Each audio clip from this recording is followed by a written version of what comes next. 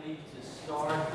We didn't plan this at all, which is a little scary, but it's what, Fred? It's obvious. Yeah, that's good. That's why we got Fred down on the front row here. We all went to annual conference.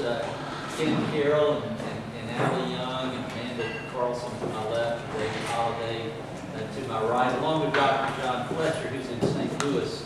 I think he's returning from St. Louis today. He's been at some meetings up there. But we were all delegates to the Louisiana Annual Conference. I don't know if I should admit this or not, but it was my 52nd consecutive annual conference. I started going in high school in 1967 and as a kind of youth delegate. So I know Shreveport well, even though I've never lived there, because I spent 3 or 4 days a year there for centuries. But as far as the annual conference goes, kind of a mixed bag. For me, there was a lot of positive, and the bishop had what I thought was a very powerful Episcopal address. They do those every year, and sometimes they're fairly boring because they have to say bishop-type things about hope for the future and whatever. But this year, she had a lot to talk about in terms of all the issues that are before us, particularly the issues related to human sexuality. And she didn't address those in any kind of ideological way as much as she just spoke to the challenges before us. I thought she was very brave. She stated her own opinion. And you can go and you can watch her address, and I encourage you to do that. Allie, that's on the website, on the conference website. It's not that long, and it's really worth watching. And in fact, I don't normally write notes to bishops, but I did write her one when I got back, telling her how much I appreciated her leadership and her willingness to say what she said. And I thought it was very balanced, even though Bishop Harvey was clearly in favor of the one church plan, which did not pass at the special general conference. The traditional plan passed. As far as, and I'm going to quit talking real soon now, but we had one major vote on a resolution. We probably had other votes, but one that was the key was a resolution to say that we did not agree with the general conference decision on the traditional plan. It was basically a renunciation of that, and it failed by 360 to 340 votes. That's clergy and lay voting. I have a sense, and somebody may want to correct me on this, I have a sense that probably overall the clergy would lean in a more progressive direction.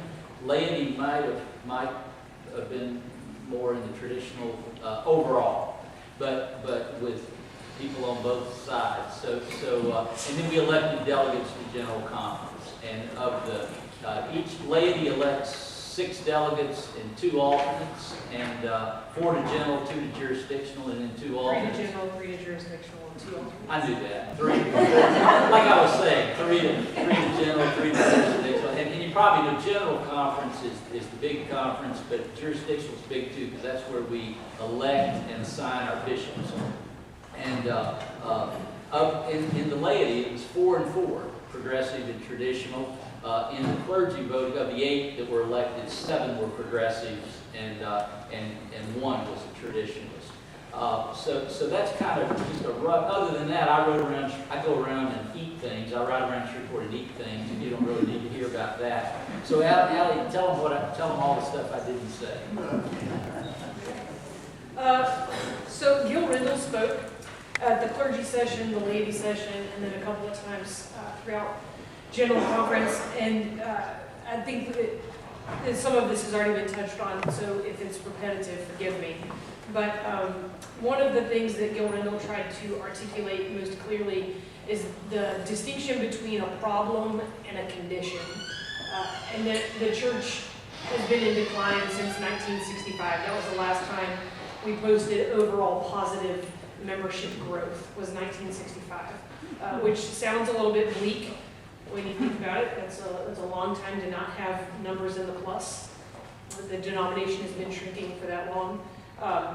So Rendell's point is that we think about it as though it's a problem. But if it was a problem, there would be a solution, right? but because it's a condition, it's something that we have to adapt to. So churches need to think about doing things differently. But as we look around our conference and our church, much has stayed the same since 1965. Not everything, but a lot has changed, stayed the same.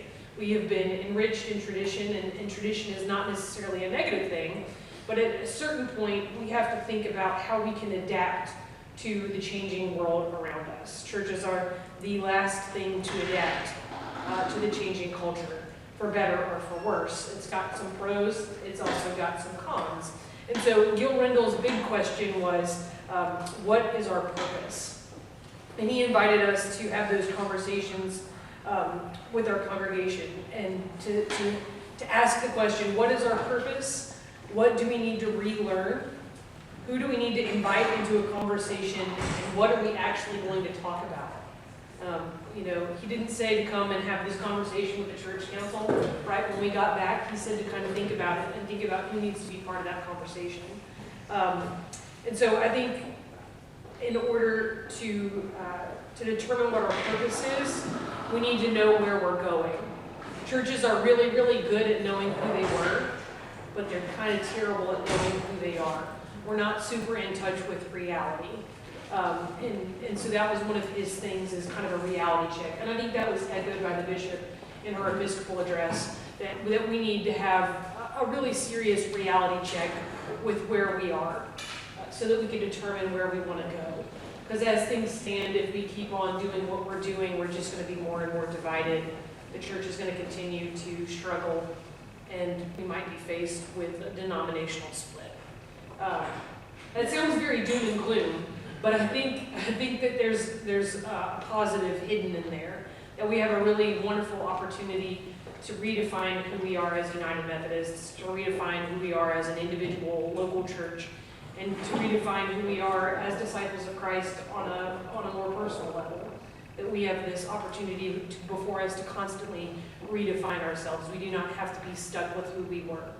If I could piggyback on that, Gil Rendell he's probably in his early 70s now, and he's been doing this kind of work for 40 or 50 years, nationwide, interdenominational. I encountered him a couple of times. I went to some Alban Institute, which is a national training institute for leadership in large churches. He's been one of the gurus. He's written books and taught and done seminars. He knows the church inside and out. He's one of those people that can beat you to death with statistics, but he's also very wise. And he just, Alice said it, he said, I can't give you answers because there aren't a lot. He said, we're in the question business.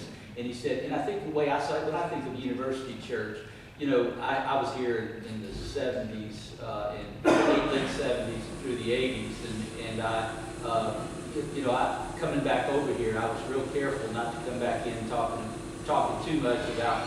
I remember when we had 95 kids in the youth choir, and I remember those were great days. And he said you can talk about the glory days, and you can go way back before I got here when W. Trice was here, and so on. But he says, don't spend too much time there, because you're not only are you not there, you're not going back. You're not going to necessarily recoup that. You just have to ask the question: who are we? Who are we now? And where are we going? And it's not. And he said, don't try to, like Alice said, don't try to get a little committee together as soon as you get back to town and answer that question so you can move on. He said it's a serious question. That we really need to take a look at. So I like that. People give you answers, and he said, and there's not one answer you can go plug in Peoria, Illinois, or Shreveport, or Baton Rouge, or here, or Broadmoor Methodist. There's not one answer each church. So that was good stuff. And David, Amanda, did y'all learn? Well, one thing that I took from Gil Randall's talks, he talked about how up until probably the mid-60s or so, generally we lived in a society that wanted to try to basically reach consensus. We all wanted to try to find out a solution to live with it. And somehow or other, after that time, we have changed society up so that instead of trying to reach a consensus, people try to individually find out what's right for them, rather than what's best for the group. And I think that relates somewhat to the problems that we're going through now with this human sexuality issue. People that believe in the traditional type plans go along with consensus, the old style way of thinking. And people that like the one church plan are more along the lines of the new way of not going along with consensus, but what's right for people individually. And I think that's why we're in the situation that we're in now. Who knows how it's going to end up, but that's the situation of the church as far as I can see. Yeah, and he kind of had built on that in general, you know, when folks used to move to a town, one of the first things you did was find a church. Even when I was young, my family did that. And now when a new person moves to town, they may or may not care to find a church home, a church family, or a place to belong. You know, maybe they join a running club because they like running, or maybe they're an artist and they find an art club. But having that sense of community, especially around religion, is less important because individual activities are more interesting now.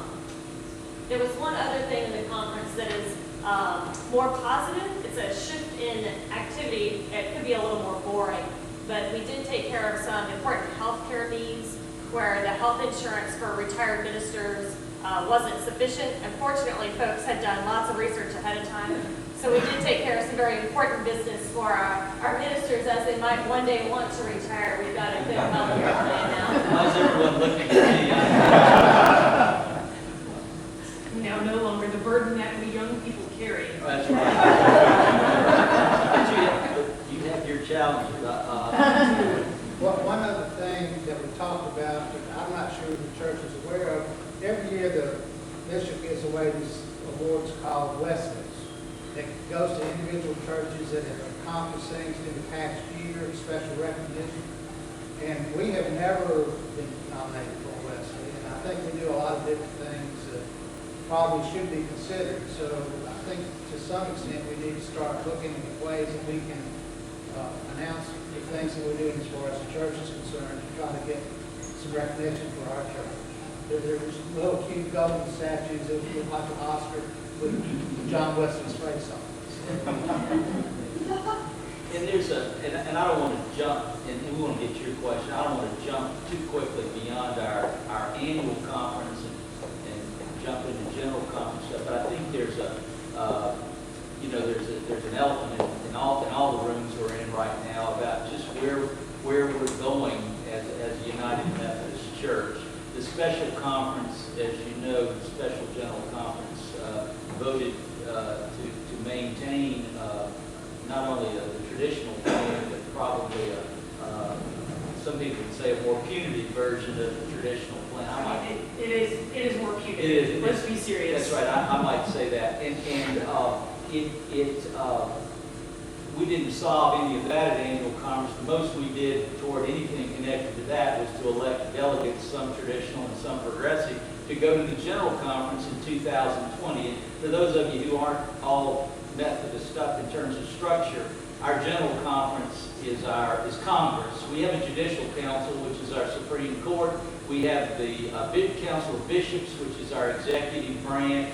The general conference is Congress, and they can vote to change the discipline. For instance, the language that homosexuality is incompatible with Christian teaching. They can vote that every 4 years. The general conference meets. The Judicial Council, which has only been in existence since 1939, actually has immense power. They can overrule the general conference on the general conference floor by declaratory decision. They sit on the floor, and I worked for the president of the Judicial Council for many, many years, Tom Matheny, who was over him and chaired that for 30 years. And bishops called him in the middle of the night, before they made decisions, because they knew that the Judicial Council could overrule them if they wanted to, the next week. And so we do have some kind of balance of power. But all we did was we're moving toward, and there's this sort of, there's sort of this vague hope or notion that maybe at the 2020 General Conference, something else will happen. Some people wouldn't want anything else to happen. Even if it stays where it is, we're kind of I think in my lifetime, I've never seen the church in a more difficult place, because I hate conflict, and I love compromises, and I love for everybody to be happy and work together. We have hit what appears to be a pretty good impasse in terms of the overall church. You probably heard some of the conversation that maybe 60%, they guesstimate 60% or more of the delegates to that special general conference from the United States would have voted to one church plan. It failed in part because of a block vote from Africa. And they are part of our worldwide church, and they have votes, but they doesn't have laws against homosexuality, and they vote almost as a pure block. There's even some hope that from the progressives that maybe 30 or 40 or 50 votes would come from there. It got almost none. And so we're at an impasse. There have been some exploratory moves. Adam Hamilton at Church of the Resurrection in 20,000 member church in Kansas City. Some of you have seen his videos. Now he's kind of famous now. Adam's a centrist, but he came out of he was angry on the general conference floor. He feels like the church. He's not only in favor of the one church plan. He feels strongly that he's not sure he can live in a church that stays with the traditional mode. And so he's had meetings in Kansas City. To look into the asking the question, we may, somewhere down the road, we may have a division in the United Methodist Church. I never thought I would see the denomination split. Historically, we split north and south. We had Episcopal North and Episcopal South, and during the Civil War, and in 1939, they all came back together with the Methodist Protestants as Methodists, and then became United Methodists in 1968 when we merged with the Evangelical United Brethren. But we've split and come back together in our history. But we may, and I'm not one that I hate to see that, but I think we're at a really tough spot, and there's and not a lot of quick answers about, well, what are we going to do, or even what do we need to do? There was some feeling that if the traditional plan had not passed at the special general conference, that a lot of the traditionally oriented churches would try to withdraw from the church. The shoe got put on the other foot. And so then churches that leaned more toward the progressive would start asking themselves, do we want to withdraw? Adam Hamilton is, they are currently not paying all of their apportionments, which for them is $2.5 million a year in Kansas. And so we've got, I'm just throwing that out just to say there's a lot of floating questions that Allie can answer for you. Carol? Yes, I was going to ask, since our bishop has been elected president of the Council of Bishops, do you think that her leadership can be effective in this area of schism? I think she's a great leader in the sense, I told you I was really impressed with the way she handled herself. She's clear. In fact, she said, I'm a centrist. She said, I've been called a lot of things, and a lot of them well beyond centrist. But she really is a person who I think would love to see the church stay together and love one another and everybody be happy. She would like, but so the issue is she's just one woman trying to do something there. It's a big ship and a lot of voices. So I'm glad. I hope she stays our bishop for a long time. She may have to. Yeah, so 2 consecutive quadrenniums is technically the term limit for bishops, but you'll remember that Bishop Hutchinson stayed a 3rd quadrennium as a result of Hurricane Katrina recovery. And there is kind of a pattern that if a bishop is elected president of council bishops, they tend to leave them in the Episcopal area that they're in because so much of their time is devoted to the Council of Bishops. It doesn't make sense to learn a new conference for appointment season because then they're kind of unprepared. However, because our bishop has been very vocal about her support of the One Church plan, and the South Central jurisdiction has 3 very, very, very conservative bishops who have come out on the side of the WCA. There is a strong possibility that there could be a political ploy to remove Bishop Harvey and put her somewhere else. But hopefully that won't happen and Bishop Harvey will stay because she's a fantastic leader for our annual conference. And I think what makes her so well suited for our annual conference and too for the president of the Council of Bishops is that she is capable of having a meaningful conversation with anyone. Through her time on UMCOR, she's worked in Congo, Tanzania, the Philippines, Mexico, Europe, you name it. Bishop Harvey's probably been there and probably knows something that you don't know about that country because she's just that kind of person. She's incredibly, incredibly devoted to her job and oriented in a way that makes her not adversarial, which is a very enviable quality. We were kind of laughing. She's very friendly with people who are out and members of the WCA and our conference, and she's very friendly and out with people like me who are probably as far from there as possible. And so I think if any bishop can bring calmness, it's Bishop Harvey, as far as living bishops go. One of the things that, and I don't know that I've ever come clean in public on this, but I've been keeping it a secret. But as I looked at all the things, I clearly ended up being in favor of the one church plan, and I'm kind of where she is in the sense that I want everyone in this church to feel welcomed and affirmed and entitled. We used to say it's a free country. Everyone gets to believe what they believe and hold what they hold. David, I think, I don't want to label you, but I think he's a traditionalist, and we've known each other and gotten along well for a long time, and I think we're still friends and will be. My take on the one church plan, I started to like it. It's a long way from perfect, and it's kind of complicated, but it looked to me like it might be something, it was put forth that way as something that might hold us together, which I would love to see us stay the United Methodist Church.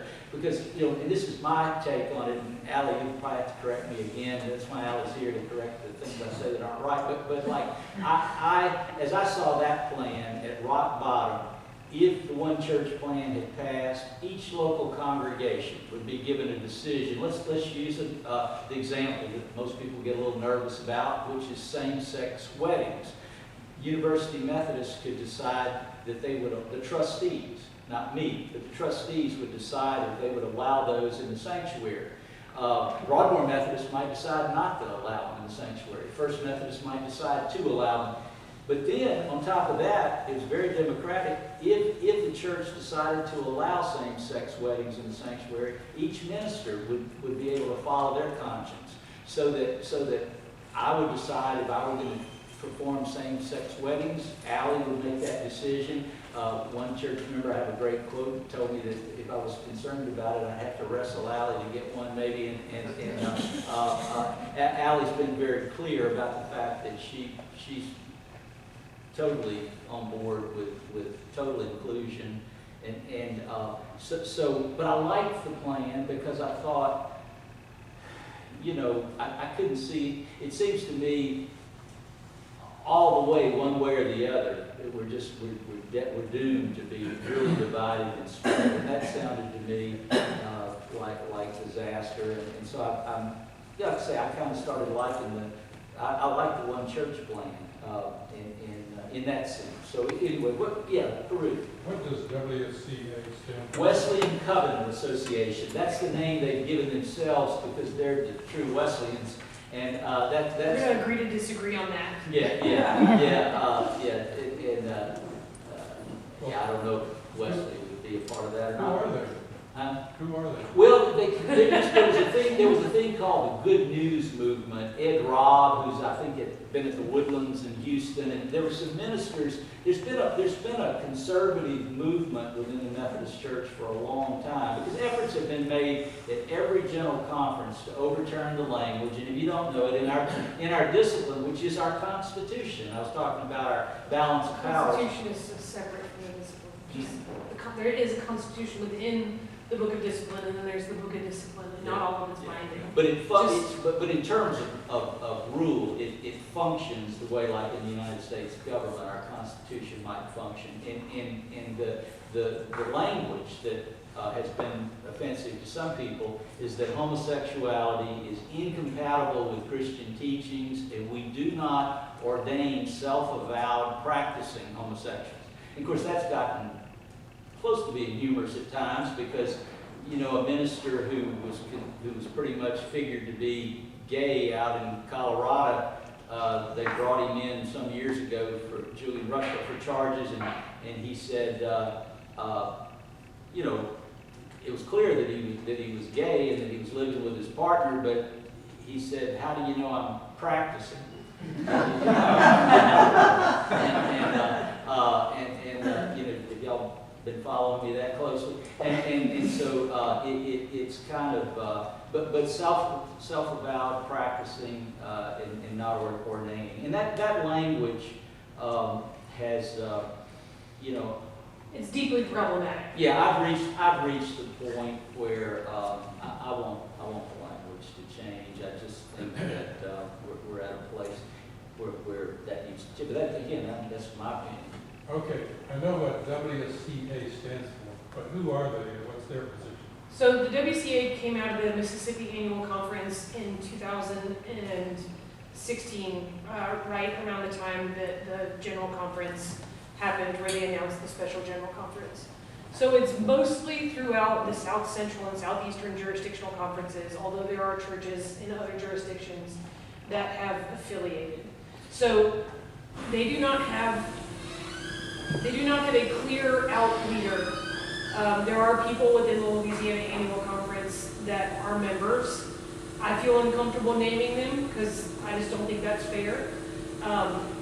But if you cannot find names listed on their website. But they're, well, so one of the lay delegates elected is the General Secretary of the Wesleyan Covenant Association. DeRuin was her first name. Since she outed herself, Michelle DeRuin, since she wrote that in her autobiography for the nominations, I guess we can claim her. But there are some clergy that I know that are affiliated. But they are the club of people who support Yes. the stance that homosexuality is incompatible with human teaching. So it would be fair to say they're a secret club of secretive people who have their own agenda and we're pussyfooting around it. So, Is you that know, right? some of them are very, very open about where they are. But you don't know what percentage of their constituents are that are secretive. No. Is that right? Okay. I mean, So it's- they are a secretive group that are seeking to affect our church in an undemocratic way. Is that correct? I don't necessarily think that that's a fair categorization. They are working democratically. So, and to be fair, the progressives have kind of organized in a similar fashion. Caucusing happened with delegate voting, and is happening throughout the United States. I was part of the Progressive Clergy Caucus to get progressive clergy elected as delegates. There's nothing secretive about it. It's not against the rules. It's organizing to work well together. And the WCA did the same thing. They had a slate just like the progressives did. They voted together as a bloc just like the progressives did. It's not about bending the rules. I think both factions are very, very committed to doing things the right way. I think both factions have a lot of integrity. I may vehemently disagree with them, but I don't think they're trying to do anything underhanded. Yeah, and you know, delegate electing has always been political. Back in the 1960s, when I first started going to annual conference, you know, we had the big issue was merger, where we're going to combine essentially the black churches and the white churches. And it was tough sledding in Louisiana, and it got very angry and hostile.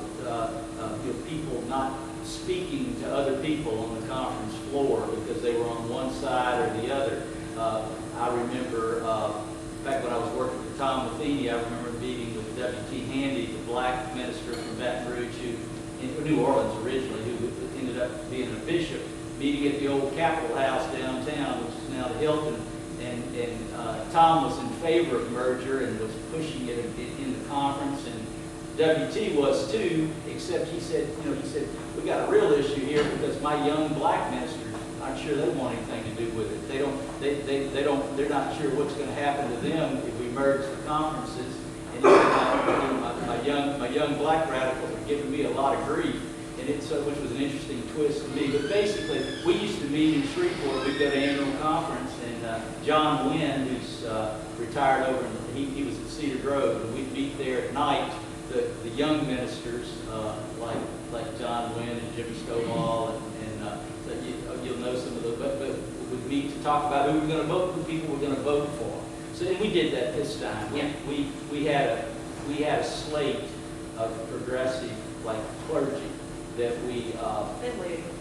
and later to try to get it worked on both sides. There were But slates. it seems fair to say that y'all are describing what just happened. Yeah. The WCA was forming and planning and plotting to leave the Methodist Church while we were still all talking about all being happy together. Okay. And so the plotting and planning that we're doing on the progressive side has been a response to that. So I just want to say that this is all great, Yeah. but in response to what you said, I think that, and I'm not an expert on all this stuff, but I think that was what was happening. What we were saying, we can work this out, and they're going, and they started planning, how do we leave, how do we get our money, how do we get our property, how are we going to do this, because if they don't, if we don't, vote for the traditional plan, we're out of here. And they started doing that before we quite knew that it was going to be an issue that it is. That, I just want to say, that's my opinion about that process. And in line with that, I actually had heard several times that there was a WCA, sort of, I'm calling it a plot now, but there was a plan. Let's get the one church plan approved, so we'll have a good excuse to pull out. In other words, I would just like to caution us with our words. When they become an other, we fail to be able to have effective conversations. And I am guilty of doing that, and so I am trying to be really cognizant of othering. I have friends in the WCA. I do not understand how they came to that position, but I love them just the same. And I wholeheartedly believe that what they are doing, most of them, is in an effort to make disciples. So you thought plot was a strong word. I just want to caution us about turning them into a villain. I have a question. I heard a rumor, and I have no idea, just read it in multiple places, that the churches who are in the WCA, who are supporting and advocating the traditional plan, were not paying their apportionment. Correct. Not at all, none of them? I don't know if it's none of them, but many of them are not paying their apportionments. So Adam Hamilton's decision to not pay, he's on the other side, far more progressive. That was after the That's a special recent general decision conference. by It was a him. reaction to this. Maybe more a result of, in response to what. And the WCA has not been paying their apportionments for quite some time, right? Some of them, Okay, again, okay. some of them. So there's some basis to the rumor. I think that there are certain conferences have certain cultural things. In Louisiana, we tend to follow the book a little bit more because we're much more relational than most annual conferences because we're smaller. I know that seems silly to say, but we're a small annual conference. We actually barely meet the minimum number of members to be our own annual conference. And so we are much more relational than many other conferences. Like the Rocky Mountain Conference is Wyoming, Montana, Idaho, parts of Utah, Colorado, and I think a chunk of somewhere else. And it's a vast Episcopal area, so they're not as relational. They don't know who each other are. Texas has 5 annual conferences. I had heard that the vote, though it did fail, though my petition vote failed by 20 votes, I 20 think. votes. But it was much closer than it had been in the past. Yes, that's Something true. indicated that. Another thing that I have read is that I've read a couple of things indicating that there were some irregularities, shall we say, in some of the voting that took place from the global, is it called the central jurisdiction? Is that what the? Central. Yeah, anyway. And also, I read something recently that was written by one of the bishops from Africa indicating that they felt like they had been misled by some people to make the votes that they did. Do we think that any of that will follow into the 2020? There is an investigation into voter fraud. There was a conversation that some people who were not technically delegates were taking credentials from delegates and sitting on the floor and voting accordingly. There has always been lobbying, if you will, through text message, through the Good News Magazine, all that kind of stuff with central conferences. There's always been lobbying, and it's been done by both sides, let's be honest. And so I'm sure there will continue to be that conversation. I know that at our own annual conference, they tightened down. We had to sign in with our IDs. We had to show proof of identification to get on the floor. We had to show picture IDs to get our voting machines. And it was much stricter this year in an effort to minimize any opportunity for voter fraud or misconduct. And I imagine that at General Conference, they will double down on that after 2019 and 2016. Billy, yeah. Yeah, do the countries in Africa, their delegates, whose country prosecutes and executes people they consider perverts, do they have the same vote at conference as our delegates? Absolutely, they do. They do, and yes. Okay, but I would like you to, if you can speak to this too. I understand that when we joined the African conferences with ours, there is a sort of out for them, Yeah. in that they can, due to cultural reasons, not follow parts of our discipline. So Therefore, but we didn't make that for ourselves. So this is what happened. When the United Methodist Church formed in the United States, it was at the beginning of the Revolutionary War. And so there is a clause in our Constitution of our Book of Discipline that says something along the lines of, we will abide by and maintain the Constitution of the United States of America. And it was an effort to make a distinction between the Church of England and the Methodist Church budding in the colonies. But that little dot in the discipline has been haunting us for forever, because that is in there. It is not, it is unrealistic for central conferences outside of the United States, to be able to follow and adhere to the Book of Discipline, because they cannot follow and adhere the Constitution of a country they are not living in. And so there is also a clause that allows for cultural appropriation of the Book of Discipline for the countries that they are in, because there are certain laws that are not in the United States that are in developing countries, in Europe, in the Philippines, in Russia, et cetera, et cetera. And so they do not have to abide by the Book of Discipline in the same way that the United States has to abide by the Book of Discipline. There have been efforts at probably the last 4 or 5 general conferences to make a universal Book of Discipline. But in order to change the Constitution of the United Methodist Church, it requires a 3/4 vote. And if you didn't have to abide by the Book of Discipline, you would not vote to make it all of a sudden a mandatory document, a binding document. And so it's probably unlikely that it will actually pass, because they get the same vote that we do, as they should. And just for the record, the church in Congo has the highest membership of any country. They have the most members of any country, and it is booming. And the theology that they have is formed by colonialism and imperialism. So it's really the white people's own doing that Africa is where it is. And speaking of politics, there have been some recent additions to that African vote by Côte d'Ivoire has been brought in recent times, and it was all done for Jesus, except that the WCA really liked bringing them in because they knew they were bringing in more votes, so they're doing it for Jesus and for the In an effort to be fair and loving and avoid the other, I would suggest that the problem is not just with some people in Africa. No. The problem is within us. And the problem is, are we centrist, and do we follow the teachings of Christ, try to, which obviously I don't, and love everybody. So if we follow what I believe are the teachings of Christ, which is to love everybody, how can we have a book of discipline that discriminates against others? Well, and that's the of course there's a difference of opinion both in terms of Scripture and what constitutes,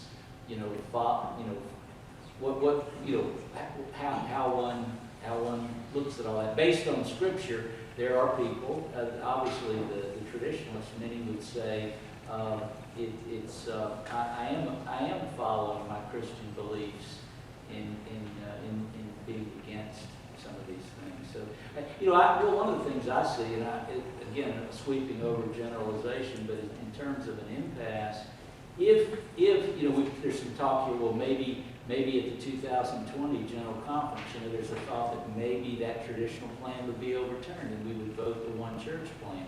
I guess if we do that, then that would be a clear signal for the traditionalists to start leaving the church. If we don't vote it in 2020, I'm hearing a lot of people, with Adam Hamilton being one of the more outspoken, saying it's not viable for me to stay in a church that's going to stay with this prescriptive traditional plan. So we're moving in the direction of dividing out one way or the other, I think. And there's been different theories about, there's even one thing out there about how we would have one Methodist church, but three different, these are my words, versions of it. There would be like University Methodist would decide, are we going to be a part of the progressive wing, the centrist wing, or the traditionalist wing, or something like that. And that all, it kind of boggles your mind, especially in terms of boards and agencies. That would just be this all. Just thinking about how to work out the organizational problem, I'd like to ask a comparative religion question. Which Allie will answer. I was hoping that she would. Yeah. You didn't have to say it that way. What happened in the Presbyterian Church? Is it the case that they did their schism and now they're all happy? They are not happy. Nobody's happy, except maybe the ones in Colorado, they're happy. Okay, explain.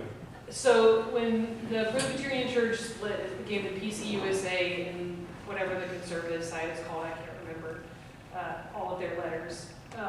And it happened with the Lutherans too. So it split and it caused a lot of financial trouble. And it caused a lot of internal distrust within churches. The churches like in Louisiana where there's a split between conservative and traditionalists and centrists and progressives. So where in the more liberal places in the country, they're fine because the church didn't really have to have a decision-making time. But in the churches like ours, where there were considerable amounts of people on both sides of the issue, it ripped apart a community and created a lot of hurt and pain. And I think they're still trying to figure out what to do. I don't know the nitty-gritty of their organizational doctrine and all of that jazz, but I imagine that it is quite the headache for their general boards and like their disaster recovery and those kinds of things, because it's probably compromised how they do funding, their organization, how they elect their leaders. And Allie, I've never followed their exact split, but I know here in town, you go to University Press next door, it's very different from First Pres downtown, which is known as a more traditionalist church. And I don't know at what level or what group they're a part of. They're in different denominations. Yeah, that's PCUSA. PCUSA next door, and that's the largest Presbyterian denomination. And downtown is PCA or Something like that, yeah. Yeah. But it seems like we're moving in that direction. What was the major objection to letting each church decide what was best for its situation and community? What was the major Money. argument against it? Money. Money? So, apportionments are kind of like church taxes, right? We pay a certain percentage of our operating budget to the annual conference, and then the annual conference pays a certain percentage of their budget to the general conference. It funds bishop salaries, bishop's insurance. It funds like the Global Board of Higher Ed and Ministry, the Global Board of Global Missions, our university system, our hospital systems. It funds huge portions of Africa's ministry, developing countries like the Philippines and Russia, Mexico. All of those things are funded by apportionments, right? And so part of the WCA's pitch is that you won't have to pay apportionments anymore.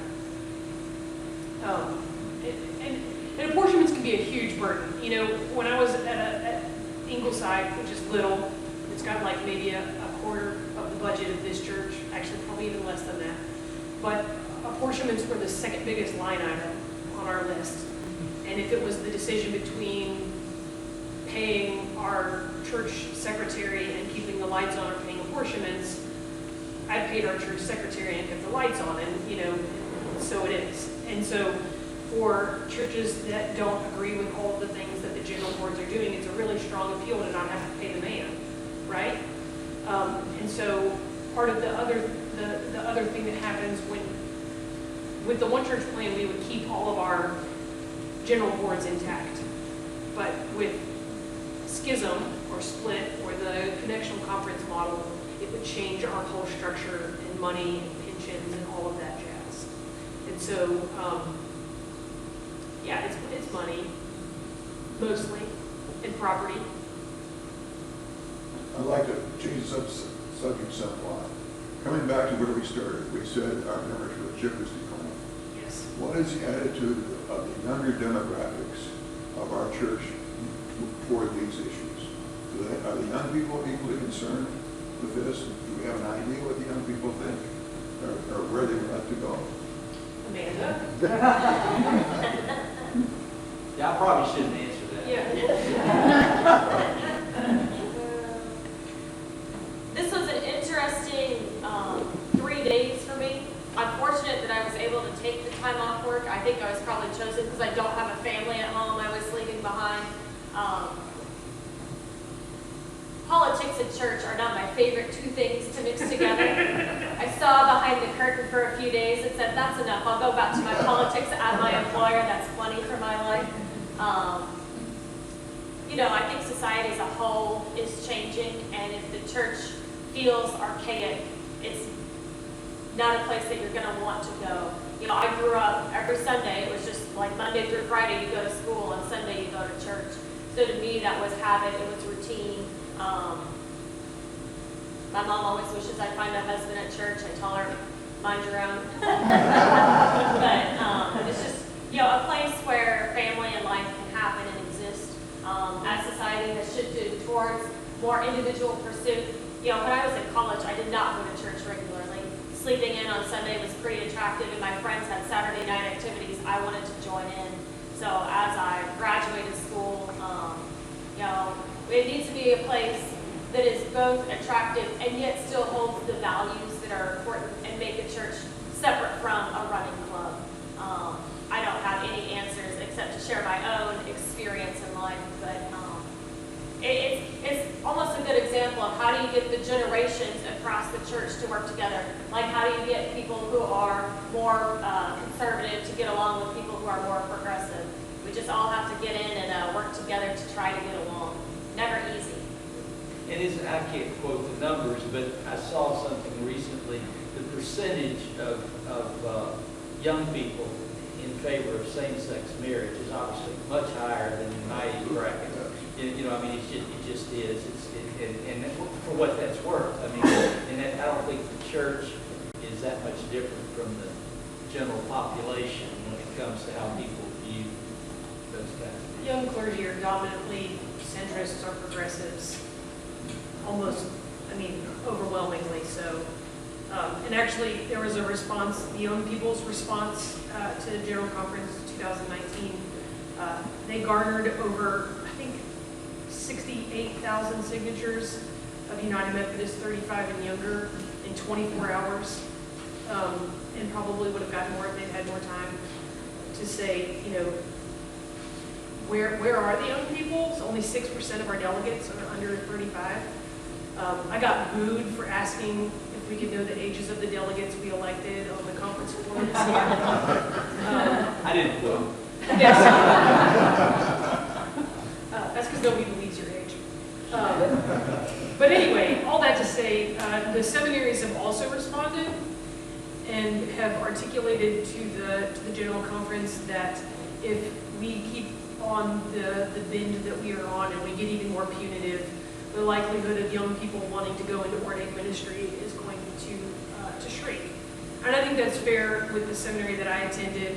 I think that's fair with a lot of other seminaries. Not all of them. There are some that are much more traditional, but you know, I have a lot of friends that have Masters of Divinity and we're on the ordination track, and they were like, you know what? I'll just work for a nonprofit instead. Yeah, Maybe well, a deacon? No, they did not become a deacon. Talking about the decline in membership of the Methodist Church, are other denominations seeing that across the board? It's everybody. Protestants as a whole, yeah. That's something unique as well. Non-denoms are the only ones that are growing. In church attendance, even like Adam Hamilton with his 20,000 member multi-campus extravaganza in Kansas City, which is extremely well run, he will tell you that 20, 30 years ago, maybe people, they would do a stat and say most people go to church at least one Sunday in 3. There's probably a day when they went one Sunday in 2. Now, I think nationwide, they're saying about one Sunday in 6 or something. I mean, even that's spreading out. People have so many things they're involved in. We are really, culturally, we're really challenged, really challenged. There are a couple of comments I want to make. One was, the thing that bothered me most about the conditional plan is that it eviscerates the calling of the clergy, because they cannot use their call, their relationship with God, and their feeling of what Jesus wants us to do. And I think that was one of the things that bothered me about it. But that was the main. And the other thing is, I am involved with Hope Ministries, and a lot of their staff members are actually PCA members. And so I was curious about it. So I read their credo, and these people that I'm seeing are not, I mean, they could not say all of those things because they are not that way. So, I mean, there are people in different camps that still use their conscience. Other questions? We're getting close to quitting. So the people that, the WCA churches that stopped paying because they disagreed, now that they got their way, are they all of a sudden paying back taxes? And No. if you can just decide not to pay them, then So, what difference does it actually, make? the disavowal petition that passed kind of had a clause in it that basically said if you cannot abide by the church's stance on human sexuality, you know, then you can follow these steps and leave. Well, it kind of backfired on the WCA because they thought the one church plan was going to pass and that they were going to have an out. But then when it passed, it helped the progressives that want to leave. And now they don't have, sorry, it's kind of funny. So they are leaving, but they, you know, depending on what happens in 2020, it could happen. It just depends. Jane? Well, I know, I hate to go to say anything, but I like to go on record and say there are many older people who are not the least bit conservative. Absolutely.